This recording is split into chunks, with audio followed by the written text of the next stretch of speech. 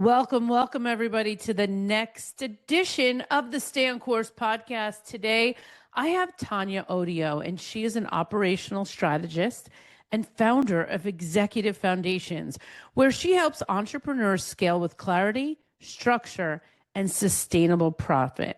She is the author of The Operations Advantage, Business Success Beyond Sales, a powerful new book redefining what truly drives long-term growth beyond just revenue. And today we're going to talk about why sales alone do not sustain a business and how the right operational systems create clarity, profitability, and long-term success. Welcome, Tonya, to the Stay on Course podcast. Thank you, Julie. I'm really honored to be here. Thank you for having me. Super excited to interview you today about your new book. But before we get started, I ask all of my guests, what is your favorite food? Favorite food. So many, but steak. I love a good steak. Yeah, I like steak too. Good one. You like potatoes on the side? What's the side dish? Honestly, I like a good salad to go with it. All right. Yeah. That's great. It's got to have a sweet, tangy dressing. Awesome. All right. Well, let's get right into this. We are talking about ingredients for success for operating your business. And before we get into that, though, tell us a little bit about the book you just wrote. Okay. Well, I'm really excited to have created something of my own that I can share with people in business, entrepreneurs. And so really, I just wanted to put together, I wanted to compile all of my experience and knowledge and information about running a business smoothly. And so that entrepreneurs could feel a little bit more empowered and successful in doing this thing that they do, but realizing they have so much more than just the service or the product they're excited about, that there's a lot to running a business and it can get overwhelming. So I wanted to have another resource, something that I could put in the hands of people that maybe aren't able to get to my services right away, or they just need a little extra help. And so I'm excited about having a physical, tangible thing that I created for entrepreneurs.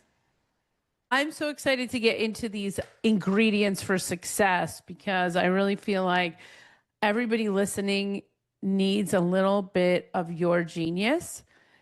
Where do you want to start the conversation today? Oh, well, first I want to start it by answering a question that I get a lot.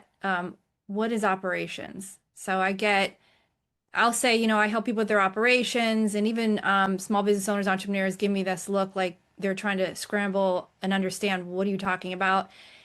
As if operation was some big fancy word or some business word, but really it's just how you run your business. That's all it means. It's how are you doing things behind the scenes to get the service out or the product out. It's all the things that you have to do on a daily, weekly, monthly basis to keep your business running. And so it's not really a scary word, and it really is a big part of having a business. So that's where I always start with answering that question and say, what do you mean by operations? Yeah. It's the repeatable things that you do daily, monthly, yearly, that make everything work together to run your business. Yeah. I think, you know what I was just thinking? The more boring things get inside of your business, the more repeatable, the more easy, all that stuff. I feel like the more money you make. Is that true? Yes. Yeah. If you talk to business that have scaled to 6-7 figures, they will tell you it boiled down to their repeatable processes. Yeah. When they got to repeatable processes, and they were able to scale, because you're no longer wasting or spending energy recreating and trying to figure out how to do things. It just flows. So smart. And as new business owners, we just want to create stuff. Yes. I can't tell you how many times I've talked to a business owner. I'm building this course. I'm doing this. I'm doing that. I'm like, well, how about try to sell something before you start building all these things? Yeah. And I think that's like very interesting because according to Alex Hormozy, It's Mm-hmm. one offer, 9 months, focus on one thing. Okay. That's what he says. Okay. So there you have it, everybody. Yeah. Focus, focus, clarity, focus. Yeah. So tell us, our first ingredient is clarity. So where are we going to go with that? Well, you've got to get clear on what you're doing and how you're doing it. So success starts when you understand not only which systems your business needs, but also how those systems support your growth. It's going to come from clarity around the roles, the workflows. Instead of constantly reacting to noise, putting out fires, if you get control over your systems, your process, how you're going to do things in your business, then your success is able to elevate. So you have to get clear. And getting clear is as simple as taking the time to understand what needs to be done and how it needs to be done. And can you do it better, more streamlined, and repeatable? Yeah. I love that because where I was starting to see some success in my business was when I started learning what was working and what wasn't working. Yeah. And so being able to say, okay, no, I know I can sell this. I've sold it. I know how to sell it. Once I can get that, then we could fix all the stuff in the background that help enhance that process. And Yeah. it's like, it's this refining of the same process and being clear on what you're selling, how you're selling it, how you're closing it, and how you're then executing on what the person bought. The more repeated times you do that, the better everything gets. And that's what this scaling thing's all about. Yeah. So, a little bit about my experience, because when I was working in small businesses most of my career, I was behind the scenes supporting from different angles. And one of the things that I enjoyed was learning how work flowed throughout the entire organization. So I was never just focused on my tasks. Like a lot of times you can get into a role when you're working in a company and just all you're aware of is your silo. Like this is my piece in the entire process and not fully understand how your piece actually fits. And so for me, I was always fascinated with, like, oh, how things are being done and running through the company. So I became a lot of times that person that helped guide my coworkers, even advise superiors on decisions because I understood that this department interacts with this department, that, and how things went throughout the company. And so they would come to me at times and ask questions like, if, we want to do this. And I would remind them, well, if you change the process, this is how it's going to impact the next person in the department. And, sometimes it's okay to do that, but sometimes then you're breaking the system. And that's where you end up with the fires and the noise that you don't want to create in a business. So that's a big reason why I do what I do, because I just love and I'm fascinated with getting things done, but getting them done right and in a way that is beneficial to the entire organization. Yeah. And there's a thread that weaves through in Uh-huh. operations. It's not a one task. It's a how do I Yeah. weave it through to make those smart connections throughout the organization and what I'm doing. I think that is so cool to start to see those connection points. And Mhm. depending on where you're sitting within the organization, I think it's very interesting because when you start having conversations with people, you start to learn about what they do and how they get interconnected to everything else everybody else is doing. And then Yeah. all of a sudden, especially if you're the operations director, you're the one with that knowledge. Yeah. So that's where I'm doing this now. And I've been doing this for a couple of years with my own clients is I love seeing the transformation. I love seeing that aha moment that helping them get past a hurdle that they maybe didn't have the necessary tools or the necessary information to reduce the stress level in a certain area. And then I can come in and bring clarity and a process, and whether it's, implementing it for them or with them or alongside their team, it's just it it energizes me. So to see that success happen. I love that. Where else? What's the next ingredient? Well, we've talked a little bit about it, but it leads into systems. So operations is just made up of systems. How you're running your business is made up of systems. And as we've mentioned, strong businesses are built on repeatable, flexible systems. They need to be flexible that evolve as you're growing your company. but repeatable. And so I like to, think of a routine in your life. Um, so Julie, is there like a system or a routine in your life that you have that you do? Yes, I actually do. Okay. You want to see it? Yes, I would love Okay. that. So I have this bin, Uh-huh. and what I've been really focused on this month and the last 4 weeks is exercising. And so every morning at 6:45, I wake up and I come to this bin and I grab my little ball of clothing. And in here is my shirt, my everything I need to wear, let's say, to go out on my walk, on my morning walk. And every week I make four new little balls of clothing so that Mhm. when I wake up in the morning, I could just get my clothes on. That's my system. So tell me why you came up with that. What's the why behind that? The why, because it's hard enough for me to get up in the morning. I really struggle with it. I actually hate it. And I every morning I've been walking with my friend Tiffany, and we call each other every day. But I don't like, it takes a lot for me to get up. So I can't be like scurrying to look for things. It takes too long to go and look for things, put it together. It's just like that would take me 10 or 15 minutes probably if I had to do it every day. I don't have 10 or 15 minutes. I have to just get up, put the clothes on and walk out. And if you also had to take that time, you probably wouldn't continue it every day. You'd probably just give up, right? You wouldn't, it's too Maybe. much effort, too much effort. Maybe. You'd Yeah. find some other reason not. Oh my God. I always find I want to find a reason every day. Yeah. But then I like looking at my health app and seeing the steps that I take, and then I like Mhm, feeling a little better. So mhm. there's that too. Yeah. So that applies in business. So it's not just like coming up with a system for the sake of having a system, but like the why. Like why are you doing what you're doing? And then come up with the good why and how is that supporting your business? And so we have to ask those questions when we are setting up a system. Like sometimes we can set up systems because somebody said this is what you have to do, but if it's not supporting your end goal, if it's not helping you do your business better, more efficiently, more profitable, then there's no need to do it. So finding a way and a reason why. And so it's not just the what and the how, it's the why. Why are we doing what we do? So Yeah.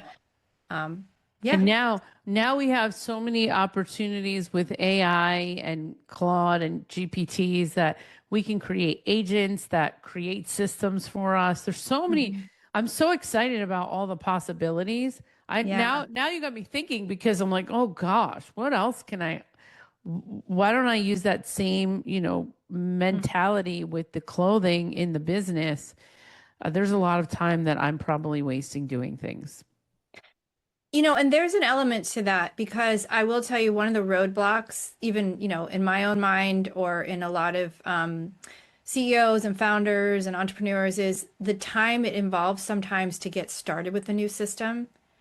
It doesn't always seem like it's worth it, but it really is. So, because the initial investment um, will pay off in the long run. So sometimes it feels like, even like I know people in HR, whatever, will tell you, like, training somebody. It's so critical to train somebody to do something. But sometimes in the beginning, it's like, oh, that's just so much more work. I could just get it done myself instead Yeah. of delegating. So when you're starting out with a system, it will be time consuming at times when you start out. So like learning a new thing like AI, finding an AI tool that's going to help you do things more streamlined and improve it is going to take learning and it's going to take some time. But once you set it up and it starts working for you, then you are saving that time in the long run to put your energy somewhere else in your sales efforts or in product development or something else that's going to expand where you want to go. I love that. What is the next ingredient? Well, I gave a sneak peek by saying the word profit. So profit. Nobody got into business not to profit. Mm. Maybe if you're a nonprofit, you did, and that was totally humanitarian. But most people get into business because they want to make a profit. You want to provide your service and your product, but you want to profit from it. And your systems actually have an impact on your profit.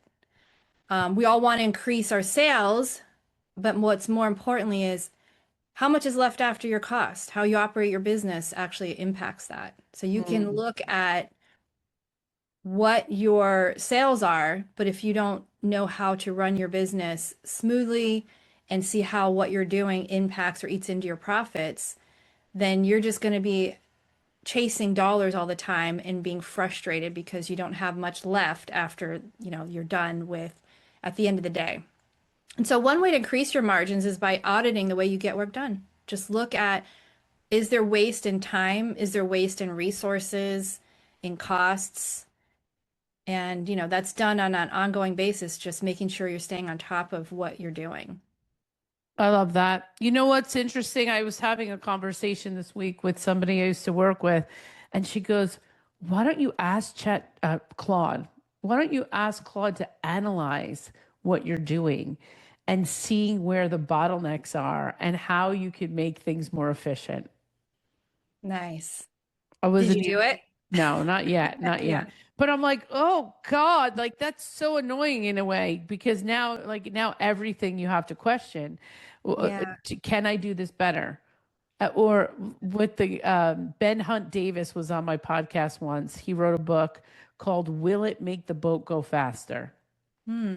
And so basically, he was on the gold winning medalist team for rowing in Mhm. England Mhm. in the early 2000s, and his coach had made all of the team members have a little book and a pen, and every time they would row, they'd pick up their book after they row, and the question was, will it make the boat go faster?